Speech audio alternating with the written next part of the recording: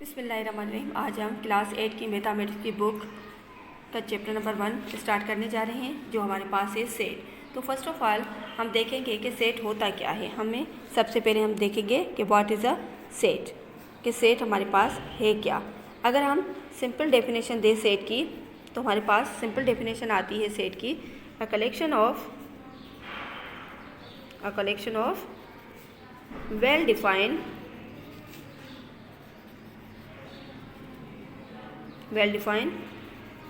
objects is called a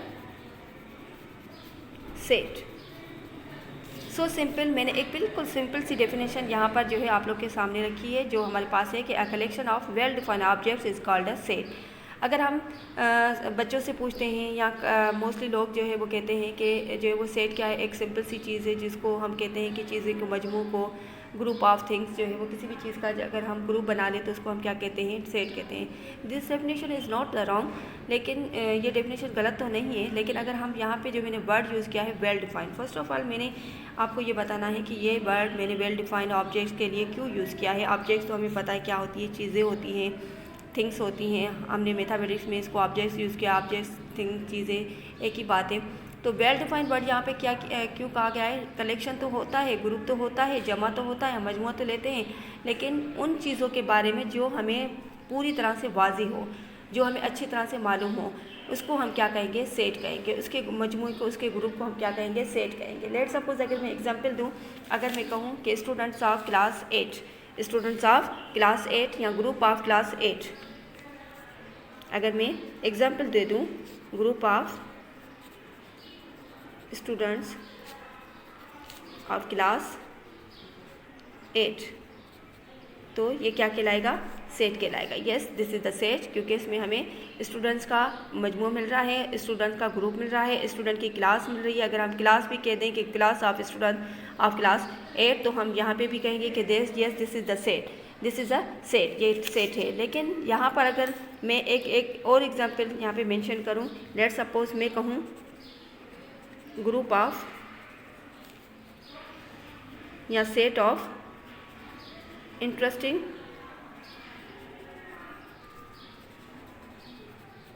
group or set of interesting books. अगर मैं कहूँ कि सेट ऑफ इंटरेस्टिंग बुक या ग्रुप ऑफ इंटरेस्टिंग बुक, तो क्या ये सेट कहलाएगा।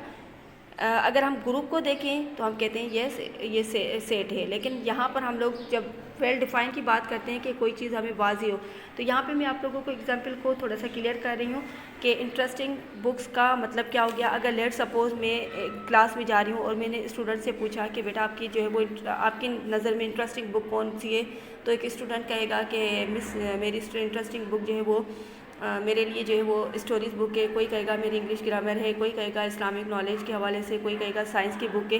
तो क्या हर किसी के इंडिविजुअल डिफरेंसेस आ जाते हैं, हर किसी का अपना इंटरेस्ट होता है। तो इंटरेस्टिंग बुक्स के हवाले से अगर हम यहाँ पे बात करें तो वो हमारी बात क्लियर नहीं होती, तो उसको हम सेट में नहीं रख सकते। क्यों नहीं रख सकते, क्योंकि वो चीज़ क्लियर ही नहीं है कि कौन सी बुक्स का सेट।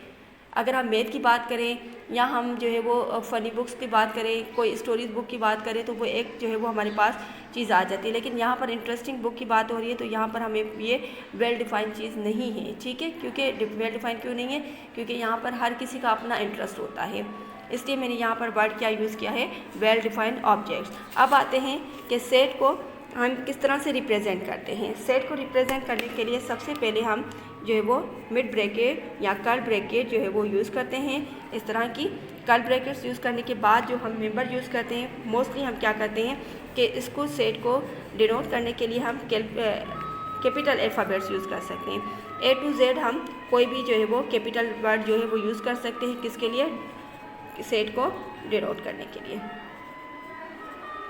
ठीक है। अगर हम सेट को जो है वो अगर मेंबर्स की बात करें, को जो सेट के अंदर इन दो जो है वो ब्रैकेट्स के अंदर, जो कर्ली ब्रैकेट के अंदर जो मेंबर्स आते हैं, एलिमेंट्स कहते हैं, मेंबर्स कहते हैं, वो क्या होते हैं, सेट के अंदर आते हैं। वो नंबर्स की सूरत में भी होते हैं, स्मॉल अल्फ़ाबेट्स की भी सूरत में होते हैं, just like small a, small b, या हम 1 2 3 भी कह सकते हैं, या हम किसी शेप में ज्योमेट्रिकल शेप की सूरत में भी कर सकते हैं।